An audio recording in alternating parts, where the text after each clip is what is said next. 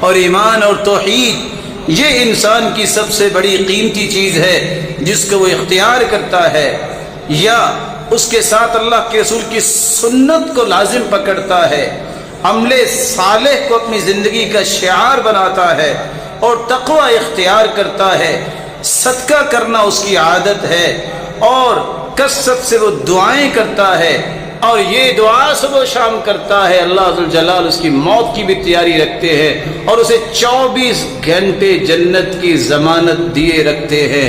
اور وہ دعا کون سی ہے؟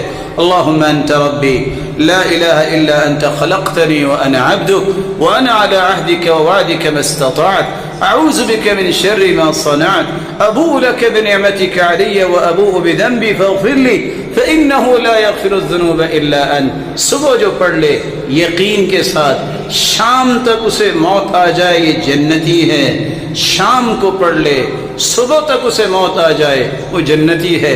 میرے بھائی، جس نے صبح و شام یہ دعا پڑھ لی ہے اس کی ساری دنیا لٹ جائے ہے تو جنتی نا، کیا اس کو باقی رہ جائے گا جنت جب مل جائے گی؟ وہاں تو اللہ نے یہ بھی وعدے کیے ہیں، والذین آمنوا واتبعتهم ذریتهم بایمان الحقنا بهم ذریتهم۔ باپ کا درجہ بلند ہے، اولاد اس طرح پیروی کرتی ہے لیکن درجہ اتنا نہیں پا سکی، باپ ہی اللہ سے سفارش کرے گا، اللہ میری اولاد کو میرے ساتھ لے، اللہ اس کی بات کو مان کے اس کے درجے تک اولاد کو بھی پہنچا دیں گے۔ اگر اولاد نیک ہے، باپ وہاں نہیں پہنچ سکا تو اللہ ان کی بات مان کے ان کے والدین کو بھی اس مقام پر پہنچا دیں گے، باقی کیا بچا ہے؟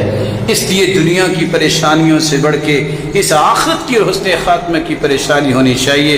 اللہ ذوالجلال ہمیں ایمان کی خوبصورت کیفیت میں رکھے اور جب بلائے تو اس سے بھی خوبصورت کیفیت میں اپنے پاس بلائے۔